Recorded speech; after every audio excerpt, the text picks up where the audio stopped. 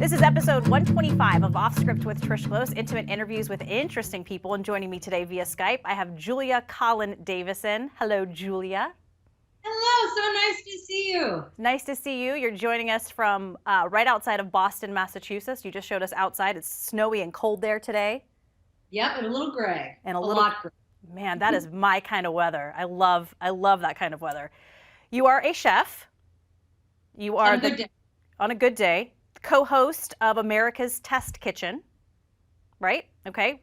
Yep. We're going to talk a lot about that, especially America's Test Kitchen and kind of how that was created. I've been following you on Instagram for the last several weeks, and I also want to talk about that, especially this hash that you made with duck sausage and then the fried egg. Yep. So good. We make hash. I actually just had some hash this morning. I make some sort of hash almost every morning. I read in an interview that's kind of your thing. If it's like the recipe's not working out or something, just turn it into hash. Totally. Everything makes great hash. Throw an egg on it. Yes. Now that I do agree with. Throw an egg on it. Where are you from originally, Julia Collin Davison? I'm from upstate New York. If you're living most of New York, which is most population is down in New York City, you call it upstate. But actually, it's Western New York. Upstate is different. I grew up in Rochester, which is between Syracuse and Buffalo, right under the lake. So we get a lot of lake effects. I grew up around snow. So this snow we have here is nothing. Nothing. We used to go trick-or-treating in the snow. I mean, that was norm. And you used to have sleds for the candy. I mean, and all the costumes were ruined because you had to wear your puffy coat under the costume. And this was the 70s when you had the plastic costumes from Kmart and they wouldn't fit around your snow coat. And so all the kids are walking around in torn plastic costumes with sleds. I need a picture. I need the visuals on that. I met a gal from Rochester on my honeymoon, actually. This is such a random story. And she was a teacher at a performing arts school in Rochester. Eastman. Yeah. And Eastman School. She pumped out some serious talent at that school, according to her. Yeah, the Eastman School is a wonderful school. It is a top tier music school, but also they're a real part of the community. When I played the cello when I was in high school, and I was part of a youth orchestra, and we used to practice there. We used to take lessons there, and they do, half or third price lessons for all seniors. So they're just a part of the community. They not only produce great musicians and have great instruction, but they really open the doors for young and old to come just have their choral concerts, and they had I think my father was in a chorus down there for a long time after he retired. So yeah, fabulous school. Fantastic. Yeah, she was naming off all these Broadway stars that she helped teach, and I was just like, whoa, mind blown. What was it like growing up in Rochester? It was great. And I think I was so eager to get out of there, when I was in my 20s, but hindsight, it's a wonderful place. It's a wonderful place to grow up. It's very, as I mentioned about Eastman, it's family oriented. The whole town is family oriented. So the schools are good. There's music available to everyone at all times. Lots of snow sports, big hockey town. And, back in the 80s, which is really when I grew up there, the bands that would come through there would kind of blow your mind. It's such a small city in a way, but everyone's been through Rochester, New York for some reason. Right. Of course, U of R, University of Rochester, and RIT. It's the home of Eastman Kodak, and it was the corporate headquarters for Xerox for a long time in Bausch and Lomb. So there was big industry around, but it's an interesting place. Of course, the Erie Canal goes through. I lived just 2 blocks away from Lock 32. On the Erie Canal. We all had to learn that song in grade school. And yeah, we used to take canoes through the locks. It's an incredible town piece of history. And yeah. That sounds amazing, actually. Was food? Yeah. It was, it's the home of Wegmans. I don't know if you know what Wegmans is. Wegmans is a supermarket. Oh, yes. Yes. So it's a supermarket. It is just a fabulous supermarket. The bread is amazing. You can get a huge selection of organic stuff, but then you can still go get your Diet Coke. Like, you can kind of have it all. It's not like all or nothing. The meat's great. The fish is fabulous. The cheese selection is good. And so it all started in Rochester. So that has shaped a lot of home cooking for me, is that store, just what they carried. There's a lot of Italian food in Rochester, New York. So a lot of pasta. Now, growing up, we didn't go out to eat a lot. There's also the home of white hot dogs, which everyone thinks is crazy. They're called white hots. Yeah. Wait, what? A white hot dog. Yeah. So you've never heard of it either. Why is it white? Because they don't put the junky food coloring in the nitrate. So it's like a real hot dog. Well, so they don't put the nitrates in there, but also it's a different mix of pork, I think, so that it's white, and they're delicious. And you can buy them at Wegmans if you have a Wegmans outside of the area, but in the area, that's what you have. I did an interview with Sarah Moulton, and we discussed at length our love of hot dogs. Oh, really? I'm a huge fan of hot dogs. I don't care what people say. I love a good hot dog. Me too. Now, are you a burn it on the grill or a boil kind of person? On the grill. On the grill. See, I'm a burned on the grill person too. My husband is a boil person. So I've learned to adapt to the boil person, because if he makes lunch, like, I'm not going to turn down a hot dog. No way. No matter how it's cooked, Yeah. And I like mine with coleslaw. Coleslaw on top. Oh, I like a lot of toppings. Okay. I hear you. Yeah. I don't discriminate. I just love a good hot dog. I also love a good supermarket. Talking about the grocery store, some people loathe going to the grocery store. Depending on what I'm going for and the grocery store, I love it. It's like my library. Yes. It's a world of opportunities, right? It's a world of flavors. And I love going in there. Well, you have to hit it right. Like, you can't, if you're going in there for an emergency thing, like, it's in and out. But if you time it right, like, don't go at 4:30 if you need to get stuff for dinner. Like, that's cutting it a little close. Right. Like, and I'm already hungry because I probably skipped lunch. And so, like, then I'm buying everything. Like, then I get to the checkout and someone will be like, "Oh, you're Julia Collin Davison." I'm like, "Yeah." And they look in the cart and it's like potato chips and frozen chicken nuggets. And I'm like, yeah, I got caught in the frozen food aisle. I recently discovered the frozen food section with all the appetizers. I don't know why I've been walking by that section for years.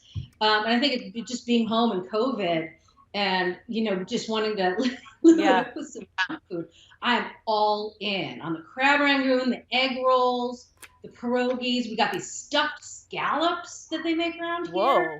So good. Yeah. So, every time it's like I've been walking by that section of the freezer for years, and all of it's like, oh, it's welcome. And so I'm always discovering something at the supermarket.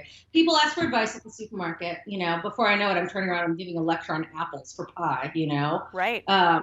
But usually, yeah. But now with the mask, it's kind of nice. Yeah, for sure. Occupational hazard there. I mean, that's, that's who you are. Of course, we're going to stop you and ask you for advice. I get recognized here around my little community, and my dogs when they have medicine, I give them squeeze cheese. And so buying squeeze cheese at the grocery store is highly embarrassing for me. Squeeze cheese is Cheese Whiz? Yes. Okay, brand name. Yeah, we recently discovered, because I have 2 dogs, and one of them has to take a good amount of pills. And she would never choke them down. Like liverwurst, bacon, we would try everything. Cream cheese. She'll do anything for a little bit of cream cheese. I have no idea. Okay. But we cook our own dog food, actually, for our 2 dogs. Fantastic. I've learned prosciutto. My dog is such a snob. Prosciutto works like a charm. Only the Italian stuff, though. Only the imported stuff. That expensive stuff. Was food and cooking important growing up for you? Yes. I love to eat. That's kind of how I wound up here. I love flavors. I love to eat. As a kid, I liked the obscure stuff, like I ate herring. I would eat anchovies straight from the tin. I loved beer. I liked those strong flavors. Curry. I wanted to go to India since I was a kid, because I was like, who invented curry? Like, this is amazing flavor. And so as a kid, I loved to cook. I love working with my hands. I loved working with my dad in the garage. In the 70s, you used to change your own oil. And I asked for an oil changing kit and like a rolling pin one year and rubber ears. I don't know what years were about. I think I was turning 5 or 6. So That's oil changing kit, awesome. I must have been watching like some clown on TV and like, oh, rubber ears are cool. But working with my hands was like, I love carpentry. And so food was just kind of a combination of working with my hands and loving to eat. My mother's a fabulous cook. She cooked every night. I mean, and I have so much respect for that now. I mean, every night it was some sort of potato because she's German. Sometimes rice, mostly potato, some sort of meat or fish, and 2 or 3 vegetables, like every night, full dinner. Wow. Yeah, looking back, is really impressive. Yeah. We had our own garden. My mother was a huge organic gardener. So, and in Rochester, that's a very short growing season. But we would can all the time, make pesto with all the basil. We grew our own corn, which was amazing. And so, yeah, I grew up with a lot of good food. My Oma, my grandmother, was a great cook. My Aunt Betsy is a fabulous cook. So all around me were great cooks. Fantastic. Yeah. I had an Oma, and I was too surrounded by such wonderful cooks. My grandma farmed. We grew corn, and I say she, because I didn't do anything. I did not contribute to that garden at all. So yeah, I totally feel that, and I do feel, I don't know if sad's the right word, but it is upsetting sometimes when you hear someone who's like, oh, I never grew up with like mom in the kitchen cooking, and that just breaks my heart sometimes. Yeah, it's definitely, well, it takes all kinds, right? Some people just don't like to cook. I remember my dear friend in high school, her mother said if she's boiling water, she's cooking. So she would open a can of spaghetti sauce and be like, oh, I'm cooking, this is making dinner. Like, and so it's just it was food on the table for 3 kids, and it was not what she loved to do. And, sometimes you got to do what you got to do. Yeah, so I do feel lucky though that I grew up with good cooks and I love to eat because it gives me so much pleasure now. For sure, for sure. When did you realize chef school, cooking school was where you were headed? When was that like light bulb? Yep, that's what I'm going to do. It took a while for that to go off. Yeah. That light bulb for me. Yeah, I went to college. I studied philosophy and psychology and music, as any chef would. And I graduated with not really very good grades enough to move on to anything, and not enough passion to move on to anything. But throughout the last few years of college, I started working at a couple different food places. There was this gourmet store, and I went to school in Albany. That's in SUNY, which is a State University of New York at Albany. And there was this great marketplace, which is closed now, but it's called Cowan and Lobel. Super high end. Amazing bakery, meat shop, deli. I worked in the deli, and then I was taken under the wing of the dude who ran the produce section. And this was a dude. I mean, he had a Harley. It was purple with fringe, and you didn't mess with the produce dude's like cart. You just, but he's like, you should learn how to do the produce. And so he took me under his wing. I got a great Harley motor bike ride when I graduated. He took me on a bike ride one day with his pals. Which is a whole other story, and a good one. But I learned about produce. I learned about how to care for it. I worked in the meat department, so I learned the different cuts of meat. I worked in the deli. We made salads. We roasted our own turkey and roast beef for the deli there, and I loved it. It was just natural to me. Again, it was working with my hands. And then I worked in a small vegan restaurant called Dahlia's, and we made. Well, we made ice cream, so I guess it wasn't vegan. It was vegetarian. We made ice cream and hummus, basically, and falafel, and it was a great meal. And I worked there for a while, and so when I graduated, I knew I liked to do this. I knew nothing else was really catching, and I actually went to a career development services. My mother took me to, and they just helped me sort of narrow the field as to what I was good at, what I liked. And they also had these books of possible jobs. And they were just, you would just flip the page and it would be like a different job, and they would be descriptions. And I remember flipping it to, culinaries. And I was like, well, this fits a lot of what I like. And so, two ways to get into it. You can work your way up in a restaurant, or you can go to school. I'm a school type. So I went to the Culinary Institute of America. And when I got there, I didn't have a lot of experience to get in. All the friends I met there had a lot more experience than I did. So I had some catching up to do, but it clicked. The minute I was there, I made lifelong friends that I'm still super close with. My roommate now lives down the street from there. We talk, like these are my people. This is my field. And from there, I just did what I liked. I worked where I liked. I worked at Canyon Ranch, which is a health spa. And that was fun. That was a different style of cooking, which I think is very current. I moved to Napa. I worked in a winery. I did catering. I worked in San Francisco. And then I moved back for a job at Cooks Illustrated when it was just a magazine in 1999. All right. Was there any romance with Produce Dude? No. Okay. Produce Dude was a lot older than I was. Okay, I had to ask. Yeah. No, there was no. Just a buddy? Just a friend? Yeah, that was kind of the beauty also of working in the restaurant industry is you meet all types. And it is just, it's a unique set of people who like to work with food, and they come from all walks of life. And you're all on the same team somehow. So you meet a lot of people, you see a lot of different lifestyles, and it's all good. So true. And so I really liked that it was so diverse. So you moved back, did you move back east for the job at Cooks Illustrated, or, okay. Yeah. So someone I went to culinary school with, her name was Anne Yamanaka. She had a job at Cooks Illustrated. And when I heard she got the job, I called her and said, you have my dream job, just letting you know. If there's ever an opening or you leave, let me know. And a couple months later, she called and said, I'm leaving. Now, she was from LA and she was living on the East Coast for this job. I was from the East Coast living in Napa. So basically, she gave up her job and we switched.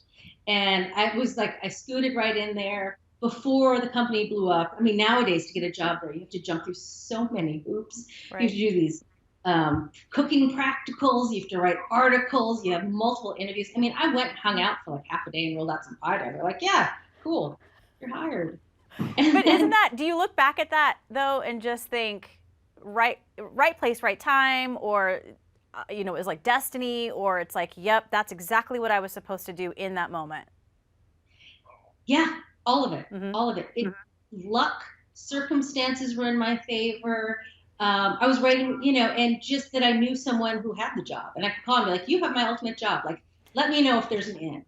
And that's huge, and so when people reach out to me, I try to do my best to get them in touch with a person to see if it's a fit, because you get jobs from people or you get jobs from other people. It's really hard to be unknown entity and come into a workplace, you know? For sure. And you started at Cooks Illustrated as a test cook, right? Yeah, I did, and that's a glorified name for what I really did. I did the shopping and the dishes. And they chopped some stuff early on. And I screwed up a ton because I was used to working in kitchens that there weren't recipes. Like the chef taught you how to make it, and then you just did that. We didn't measure salt, you know what I mean? Like, what? You don't measure salt. And so all of a sudden I was shoved into this kitchen where everything is really well documented and measured and timed. And so I screwed up a ton. And luckily they were patient with me. And I did the shopping and the dishes. So fantastic. How did that evolved? Cooks Illustrated evolved quite a bit, right? Well, it's a bi-monthly magazine. So there's six issues a year. And we develop recipes, obviously, and then we write a story about the development process. We pretty much use for lack of a better term, the scientific method. So we'll test a recipe 5 different ways, changing one variable to see what works best and why. And then if we have a result that doesn't make sense, we'll go to, we often go to our science expert to help us explain what is happening on a molecular level or a chemical level to explain these results. And so when we get to the end of a recipe and it's the best version we've made, we can say why, all the steps we did. And then of course we test kitchen equipment. And that's absolutely unbiased. We buy all of our own stuff. Anything that's sent to us, we send back. We buy it from multiple sources to get multiple lots of production lots. of the same item, and then we really put it through the paces. We have, if you're testing something with a handle, we have lefties, righties, tall people, small people, big hands, little hands, experienced cooks, inexperienced cook, all using it to give their feedback. So by the time we have something, we've tested it every which way. We've abuse tested it through the dish room. We have an incredible dish room at the company. But like we have the microplane zesters or the rasp style graters.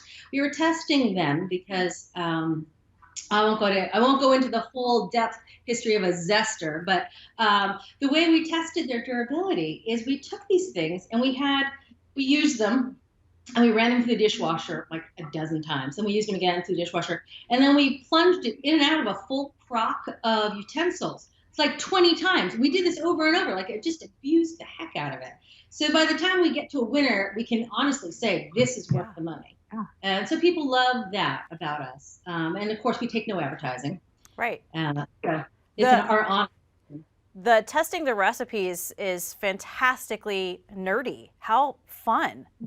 But also I would think you have to be as a chef, you would have to be super patient in that process, because I know I love to cook, and at some point I'm just like, I'm done with this. Like, eat it. Yes. Well, and if you think about it, it's what most home cooks do. You make something once, and then the next time you think, if I do this, it might make it better. Or you get a different ingredient by accident, or you're missing an ingredient. So you're substituting and it works better or worse. You get a different brand. And as you go, it gets better or worse. Yeah. And that's what we do. But you're right. I mean, we cook these recipes 30, 50 times. And, on your 50th time of eating sauteed tilapia, you're like, yeah, tastes like tilapia. But the amazing thing is when you cook something over and over, you get to know it in a way that it feels so natural. Like you've got to understand the food. And it's different than making dinner in that, I'll back up. When I first started working there, I was like, these people just stand around. Like they're not efficient at all. They're just standing around watching the food cook. Like that's not how you work in a restaurant. Like, and it took me a while. Like that's the point. We're standing around watching the food cook to understand how it cooks. So it's a different mindset than just cooking dinner. Yeah, I was just gonna say you have to change your mindset in that space. Yeah, and in fact, I think there's two. For my brain, there's two different sides of the brain. One is a cook from the hip side of the brain, and one is a cook from a recipe side of the brain. Now, most people are one or the other. Right. Either a free. So what are you? Are you a freeform cook or a cook from a recipe? You're nope, freeform. I don't. I use recipes for inspiration, and I just kind of go, oh, what are you putting in that? And then I do my own thing. Yeah. Like that's a nice idea. I'm gonna go over here and do this. So, but when you work at the test kitchen, you're writing recipes that are accurate for recipe follows, but you're also there because you're from the hip sort of person. So I'm creative at my desk when I'm thinking about putting a show together, what recipes would be there, when I'm thinking about flavors and developing a new recipe and pulling in techniques and figure out what would work. But then when I print it out and I go into the kitchen, I'm a cook from the paper. I have to do what the paper says. And if the recipe goes wrong, you have to let it go wrong. You can't fix it. You're not fixing dinner. You're testing what you wrote. And that's how you make a recipe that works, because this recipe has to work for whoever. There can be no very few reasons for other people to reinterpret what you've written. And in fact, all of our recipes after we're done, we send them out to I think we have over 65,000 home recipe testers across the country who do it on their own time, on their own dime. They get about one recipe a month. And we send you a recipe and you buy the stuff, and you'll make the recipe and you'll fill out a survey. And the survey is, did the recipe work? Could you find the ingredients? Could you understand the instructions? Could you have used a photo to help you understand what the instructions were? And then on the survey, the most important question is, would you make the recipe again? And every recipe that the magazines publish need to get an 80% yes, I would make it again before it gets published. And if it falls under, it goes back into the test kitchen with all the comments of why it didn't work at home. And even if it passes, we look at all those comments, because we can make a recipe work really well in the test kitchen. I mean, we've got 40 test cooks, we've got dish assistants, people shopping, but the value of a recipe isn't whether we can make it, it's whether people at home can make it, right? So, and the only way to do that is to have home testers. If you want to become a home tester, you can go to our website, and at the bottom it says on americastestkitchen.com, you can become a home tester, and it is just valuable information, and it's a neat group of people too. I'm gonna do it. Yeah. How fun. I have so much respect for recipe writers because even my stepkid, he was like, I need all your recipes. He moved out of the house. He's like, I want a Trish cookbook. And I said, yeah, for sure, I'll try. It's so hard to go back and go, I'm like, I don't know how much, fill in the blank. I don't know, a handful. Yeah. I don't know. And if you add on top of that, they're working with a different stove, they're working with different equipment, and they're working with a different sense of get the skillet hot. Well, what does that mean? That means something different to you than to them. And so, having to nail down those specifics is really interesting. Yeah, it's like, how hot do you want this? I'm like, I don't know, the middle, the knob, the dot in the middle. Yep. Yeah, what's on every stove is totally different. For sure, yeah. Wow, that's so fascinating. That's a lot of work, Julia. It's a lot of eating, and I'm really good at it. I read in an interview, people, probably I'm assuming friends, don't like to cook in front of you, and I can absolutely imagine why. I know, it's such a bummer. I love when people cook for me. Because you don't have to. Yeah, I just love to see how people cook and what their natural instincts are and what their flavors are. But I remember one time I went to a friend's house and she made, I have a daughter and she was about 8 at the time, and she had 2 kids, and she made turkey tacos. And I watched her dump turkey white meat into a dry pan. It was like a dry, not a nonstick. It was like kind of one of those in the middle green pans. So it was sticking a little bit. And she ripped open the packet. She dumped it in a little water, and she looked at me and she goes, "What?" I was like, "Yes, go, no, I want to watch." Like, yeah, just cook. It's just, it's fun. I'll eat anything too. Yeah, I will anything. Really. Mm-hmm. I will say I'm not that way. I'm not super picky. Actually, I'm not picky at all, but I will try anything once, but I don't think I would say I eat everything. Well, yeah, I might have overstated that. I like to think I'd eat anything, but really, if you presented me with something seriously new and that would, I'd taste it for sure. Yeah. Would I eat a whole bowl of it? I would try if you were watching me. Yeah. But do you cook at home? All the time. So you don't get burned out? No. And in fact, being home during this whole pandemic, I'm cooking more and more, and I found sort of you get tired. You go in and out of, what you want to make, and but I was sort of reinvigorated now that I'm home and cooking more. I don't think I've made lunch in years, and now it's a thing. We make lunch. And so we were making these crazy sandwiches. My husband made sausage the other day, so you could have homemade sausage and peppers and onions on a roll. Like, we're making some serious lunches, and it's so much fun. I love trying. I'm trying a ton of new things, probably because I have the time. Sure. I have the lead time to order these spices from Penzeys to then go make, a lamb or goat rogan josh, which, I've never really made before, but it's fun. Mm-hmm. So, yeah, I've been reinvigorated. I've been doing similar, like just projects, cooking projects, I call them, where it's an all-day thing, and I'm home all day long, drinking wine and cooking away, and my husband's there, and we're taking pictures, and we're putting it on social media, and it's just fun. It's just fun. It's one of the, and it's, and now that we're all home, like, it's the fun that you can still have at home. Now, what have some of your projects been? So my stepdad's from Texas, and I made Texas style chili a couple weeks ago, which according to him has no beans. No beans. And I've heard from other fellow Texans, they're like, yep, amen, honey. So that was a fun project. And then, what? Of meat, like probably there's like a shoulder cut, right? I use top sirloin. And you use top sirloin? Yep, you cut it up into teeny tiny cubes, and you cook it with all these spices and tomatoes, and you just let it simmer for like 3 hours until it's basically falling apart. Nice. Incredible. Last weekend, I did short ribs. It was a recipe from Michael Chiarello. And brined, grilled, and braised short ribs. And that was a project.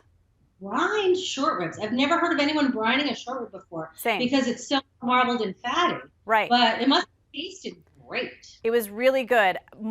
The brine had I don't brine things a lot, and so I was a little overwhelmed by it was a buttload of salt. It was scary. Yeah. Was it salty at the end? It was actually perfectly seasoned. Oh, there you go. There were a lot of things when you and then put it on a grill, because the meat's a little on the wet side, it absorbs more smoke flavor. Interesting. So, yeah. Interesting. You've gotten, obviously from America's Test Kitchen, obviously learned so much about the science side of food, right? Yeah. Yeah. And it's really, it's so interesting to troubleshoot things now, because I can think of, relatable, why would you brine a really well-marbled piece of meat that you would normally braise? It's not for tenderness, right? Because that short ribs are already tender. So it's either for flavor or something else. But if it was for tenderness, why brine? Why not just salt? And so what is the water doing? Exactly. Yeah. And and that's what happens when you cook something over and over, even to home cooks. You cook something over and over and you realize it only happens this time, not this time. And you get a sense as to why. But, so I think you just take it a step further and understand on a molecular level what's happening. Yeah. But I would say a lot of us home cooks out there, we don't think on that level. Yeah. We just get in the kitchen and cook, and I'm not going to think about, and I'm not a math person at all, and so science just scares me anyways. It's fascinating to me, but I don't want to know why. I just want to cook it.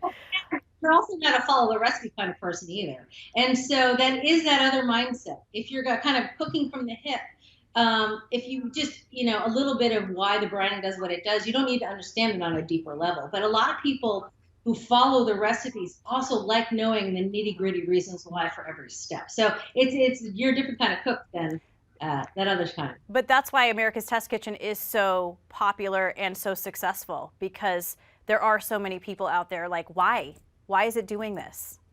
Yeah. And understanding the why for a lot of people helps them become better, more confident cooks. And being more confident in the kitchen is the whole goal here, right?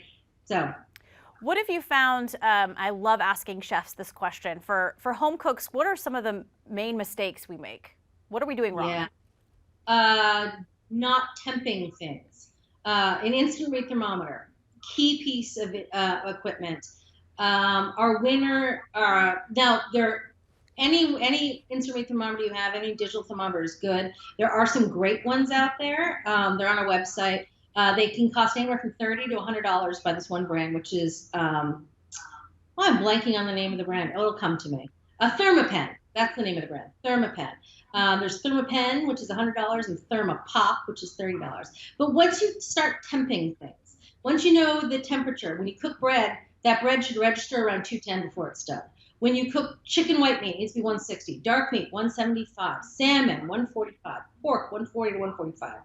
Medium rare, 120. Once you know these, and it's just a handful of numbers, all of a sudden, every time you cook something, it's done perfectly. And so that is something I think home cooks don't do. There's no shame in temping whatever you're doing. And it'll just take your cooking from 0 to 100 instantly. It's impressive. So that's impressive. Yeah. Those you rattling off those numbers, that's very impressive, Julia. Yeah. You put a cheat sheet on the inside of the cupboard door. Fantastic. Yeah.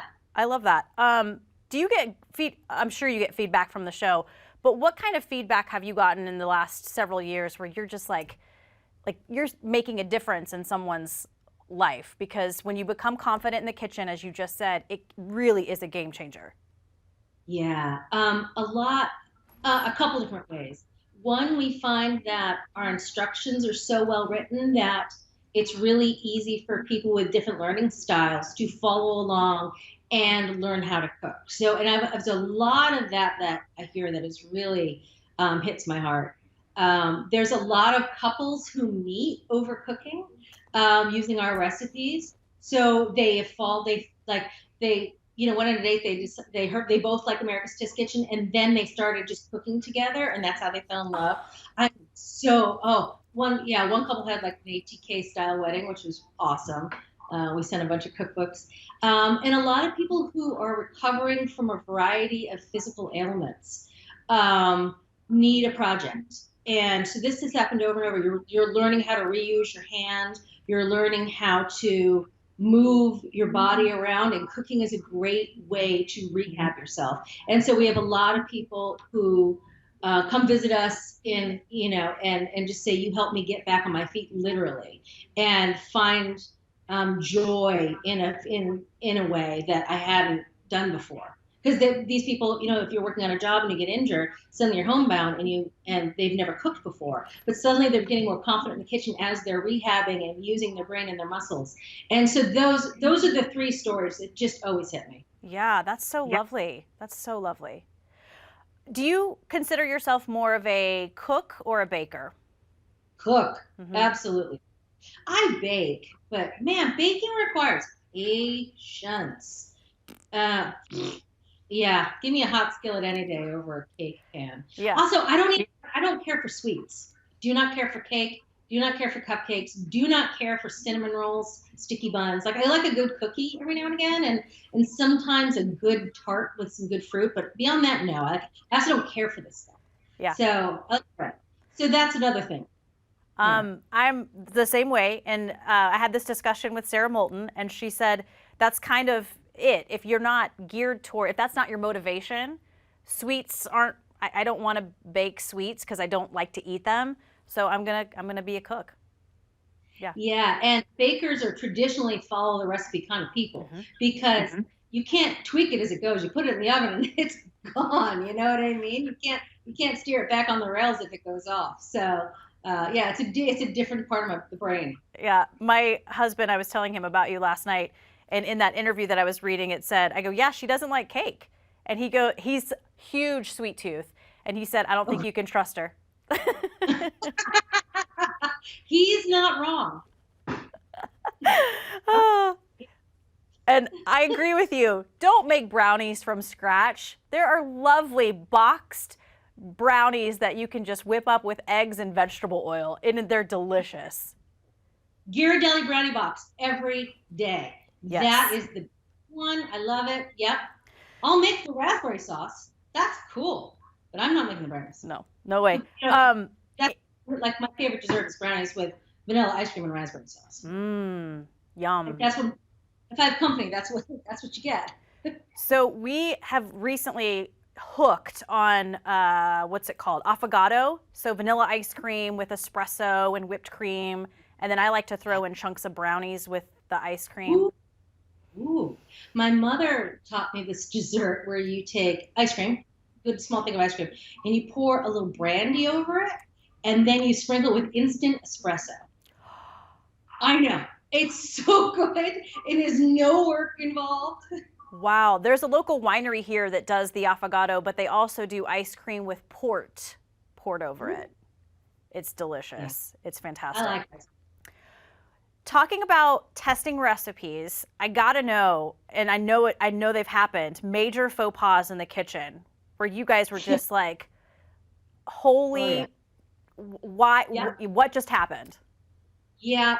So I mean, we crossed that line a few times. Well, the first time I watched anyone just screw up, it was Adam Reed, who's the equipment guy on the show.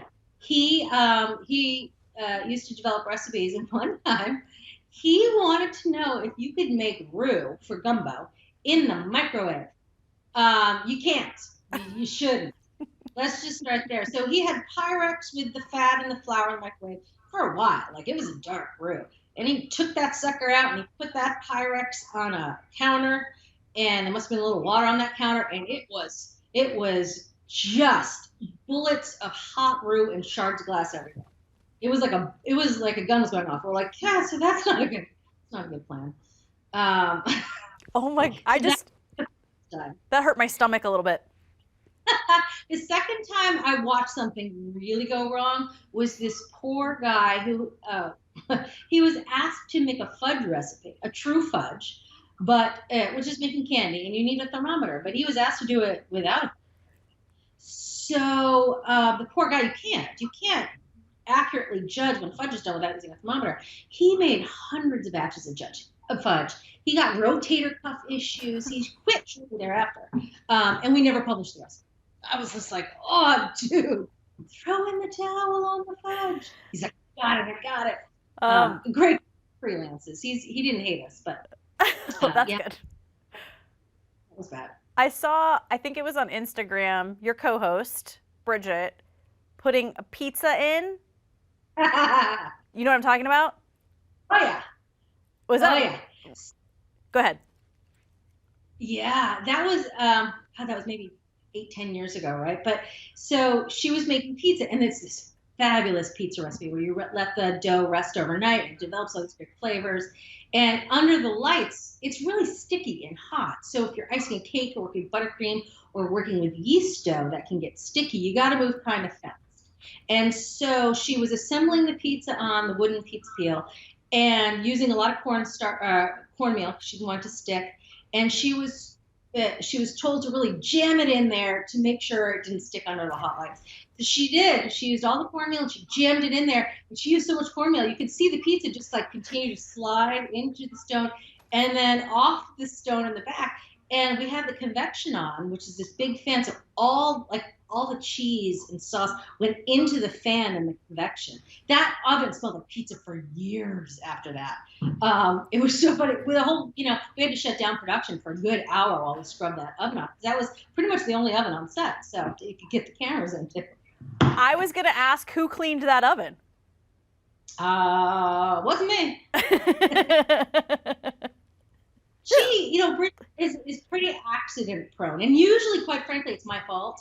Because I'm a super messy cook. I remember this one time, way early on in the filming, I was making stir fry. And so around where I was standing on set, there was just like this semicircle of food scraps and oil from the skillet. I was just standing in the middle of a mess. And but the camera can't see that. You can't stop and whatever. So I was done. I left, and she came on to make cassoulet, and she had these gorgeous old cowboy boots with slick leather bottoms. And needless to say, she went down holding this Le Creuset Dutch oven, the 7 1/4 one, full of cassoulet. Her boots went up. She went down, and then she got up. She didn't spill a drop. The thing had never left balance. And she's like, Julie! I was like, my bad. Sorry about that. I'll clean up next time. Oopsie. I was going to ask you, I wrote this down. You guys test cookware? What's your favorite? I got to know. For just pots and pans? Sure. All clad. And I say that for 2 reasons. One, those pots and pans usually win our testings. I haven't eaten it, so I've never really tasted the all clad. I'm sure it would taste fabulous. I just called it a tasting because we also taste test ingredients. And so I get them tastings and testings. I also screw them up. So all clad. Now, I got a set when I graduated culinary school in 1997. My parents bought it for me. It's still what I use today. I mean, the stuff, you can't kill it. Mm-hmm. And at culinary school, that's what we used to use at the Culinary Institute of America. And I watched those pans get abused. I mean, burned to a crisp. Little Brillo, they come right back. So obviously I'm talking about not the anodized ones, just the stainless inside, stainless outside, so you can scrub it with Brillo, and you can't go wrong. Now, that's not nonstick, though. I would not buy all-clad nonsticks. It's too expensive, and nonstick cookware is temporary. That's not going to last forever. As soon as that nonstick coating begins to degrade, you really need to get rid of it because that coating can get your food. So for nonstick, I like OXO skillets, and I go through the 3 sizes. I have an 8, a 10, and a 12, and I replace them every year.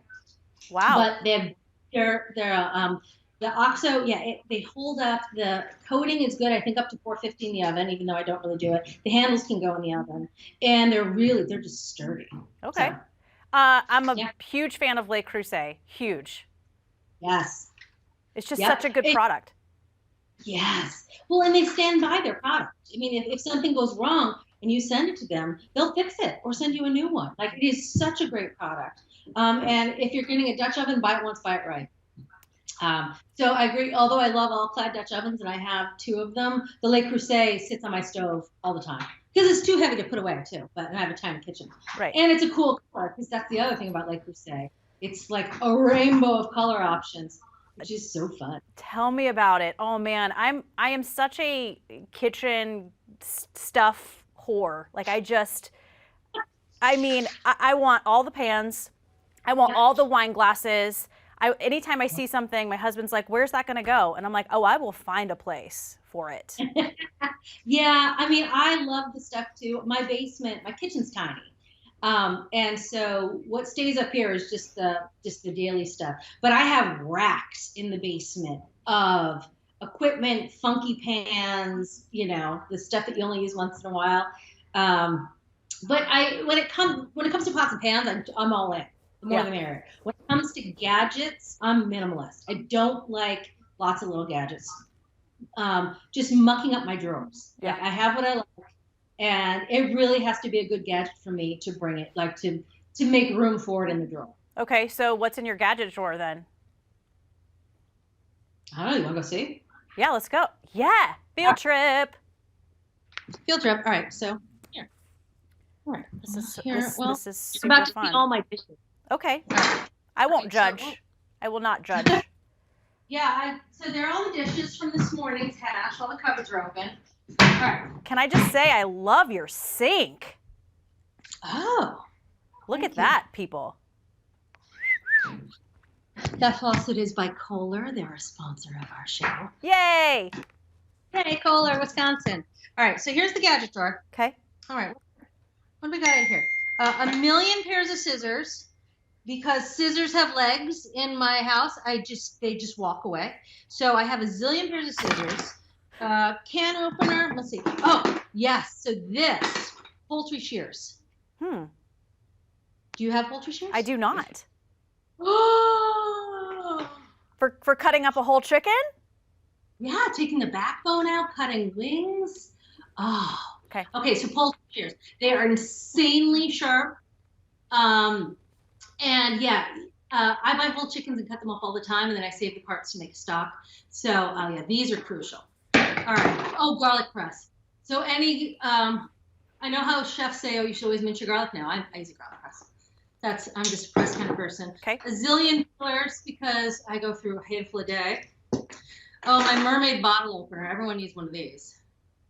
She's nice. A mermaid bottle opener. Yeah, it's pretty crucial. Let's see. Oh, a champagne saver. Yes, this actually made it into my drawer. I worked at Domaine Chandon in Napa when I lived there, and I crushed grapes. And when you work there, you get bottles at a discount, especially the misprints. So I wound up drinking champagne with everything. It was like $1. If you've ever had buttered popcorn and champagne, it is the most amazing pairing. So anyway, so that's why champagne and drink colors. Oh, here's the Thermopan. I have 2 of them. Okay. Because they're that important to me. Yeah, super sharp. Instantly tells you your temperature. Oh, this is a new one. This is the Zero ice cream scoop. We go through a lot of ice cream. I've been through a lot of ice cream scoops. My daughter is my tester, and I've thrown a lot out. This one is keeper. This is the winning one. Let's see. Oh, strawberry color. Oh, yes. Oh, I love this tool. I love it for tomatoes and strawberries. Okay. Let's see. Oh, we got some. These are great. We eat a lot of lobster because we're East Coast. Of course. Lobster. Let's see. Oh, spring-loaded scoops. Very important. Yep, for meatballs and cookies. Of course. Oh, wine opener. Oh, those are fun. This thing's good. Let's see. Some chainmail. This is for cleaning cast iron skillets. You know, I just was looking those up the other day because I have a cast iron pot from my grandma that's a little dirty. Do you like that? Love it. Absolutely love it. Chainmail. And let's see. That's kind of about it. Excellent. And these things, measuring things. Of course. These cups are amazing, by the way. These are OXO. They have magnets, so they hang together. Oh, that's great. Yeah, that's it. That's my good. That's my drawer. That's a good drawer, Julia. I like that. Thanks. I was going to ask you about, I just noticed, I think it was on America's Test Kitchen Instagram page, about eggs. There's like so many different ways you can cook eggs. Yeah. I eat eggs every day. So it was about hard-boiled eggs, actually. So what is the key to the perfect hard-boiled egg? Not to boil it, to steam it. So that's Julia Child's method, right? Is it?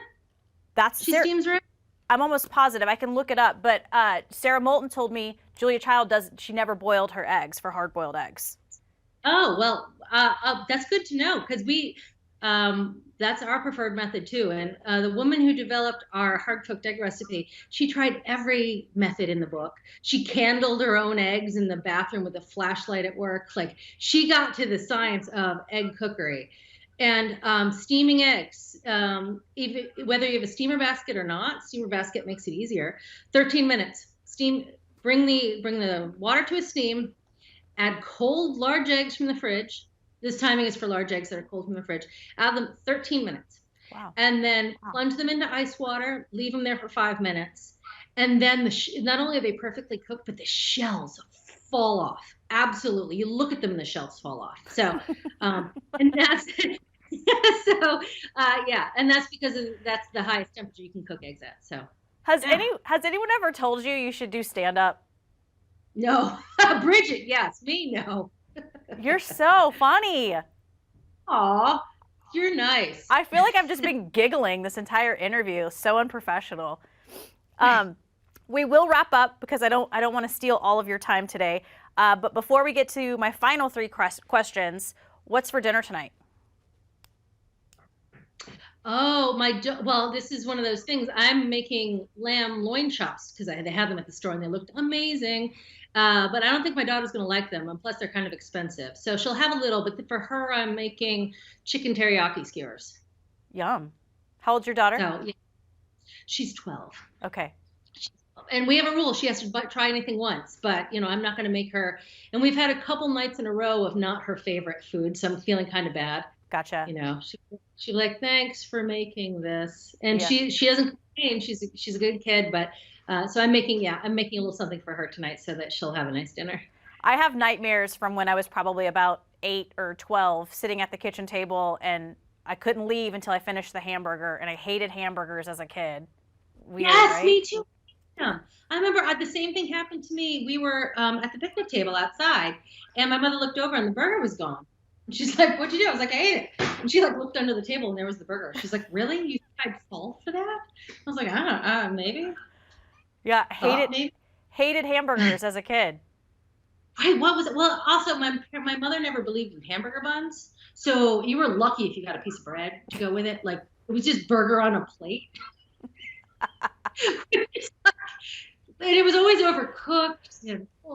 Overcooked. That's what. And it was just this like hockey puck of beef, and I just burnt hockey puck of beef. Like, oh really? Yeah. But now I could eat a good cheeseburger every single day. Yes. Now, do you grind your own meat? Have you ever done that? No. Oh, dude. Okay. You have to try that. Do you have a meat grinder? If not, you can do it in a food processor. It doesn't get gummy? No. What you do is, you can play with the kinds of beef. I would use a little bit of short rib and a little bit of chuck. Short rib burgers are amazing. By boneless short ribs. Cut them up into like inch-sized pieces, cubes. Freeze them for about 20 minutes. And then pulse it in batches and dump it out on a cookie sheet. And then you can pull out any big pieces of gristle and get rid of them that didn't grind. And then you can season the whole thing and then you lightly pack them. Oh, so good. Or make a smash burger from that. Okay. That's my weekend project. That'll be that's where you just like put in the ball of meat in like a cast iron and smash it down. So fun. And you can put some thin sliced onions underneath, and then they kind of like get really brown underneath the burger. Style burger. It's about really loud in here because my dogs are home.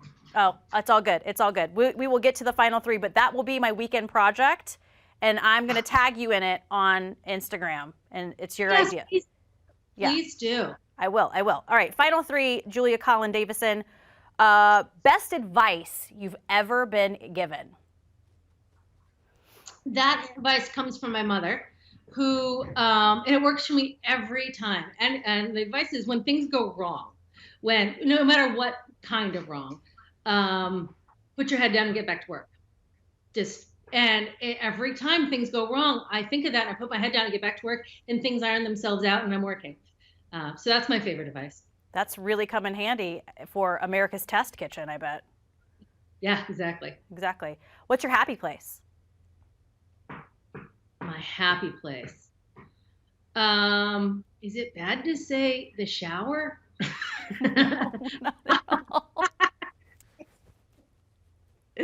I take like 2-3 showers a day. I love being in water. Like if it's in the summer and we have a cabin on a lake and I'm in that lake, I like swimming. But being in the Northeast, that's not always possible. Gotcha. So my place is probably swimming in the lake cabin. Do you sing in the shower? Yeah, doesn't everybody? I would hope. I remember once as a kid, I was singing in the shower. I was like 5 or 6. And then later that night, the neighbors were like, "Oh, hey, we heard you singing." And I was like, oh, guess I left the bathroom window open. Yes. Little Mermaid. I sing Little Mermaid in the shower maybe 2-3 times a week. Wow, I don't know that song. I'll have to learn that. It's a good one, especially in the shower. Final meal, final drink. What would that look like? Oh, final meal, roast chicken and potatoes. It is my favorite. We have it at least once a week at the house. Just a perfect roast chicken, perfect roasted schmaltzy potatoes, and a nice oversized glass of Pinot Noir. But gosh, I'm just going to have that tonight. I don't think I'm going to do lamb. That just sounds really good. My kind of woman. I love it. If anybody has any sort of questions about America's Test Kitchen, I just popped online, and America's Test has its own website. They can follow you on Instagram. They can follow America's Test Kitchen on Instagram. You guys are pretty much everywhere. Yeah, we're everywhere. A lot of our shows are on YouTube now, and also Pluto. All of our episodes are on Pluto, and I'm actually filming a new show, which is yet to be named, something about me cooking at home, cooking with Jules at home, something. And so 9 episodes will drop onto Pluto sometime this June. How exciting! Yeah, we start filming next week, so in your kitchen? Right here. Okay. Are you nervous about that? Sure, but I mean, at the end of the day, it's edible food. It's food. At the end of the day, and teaching people how to cook and is just fun. So fantastic. Well, speaking of fun, you have been loads and loads of fun. Yeah, likewise. It has been so nice to hang out with you this past hour. Yay, fantastic. If you are listening to this podcast and you like it, subscribe, rate, and review. It helps other people find us, and you can find it pretty much anywhere you like to listen to your podcast. You can also watch it at ktvl.com. And on YouTube, just look for Off Script with Trish Close. One more time, Julia Collin Davison with America's Test Kitchen. Look for those shows coming out next June. This June, I mean? Yep. This June. Fantastic. Thank you one more time. So much fun. I appreciate it. Yeah, nice chatting with you.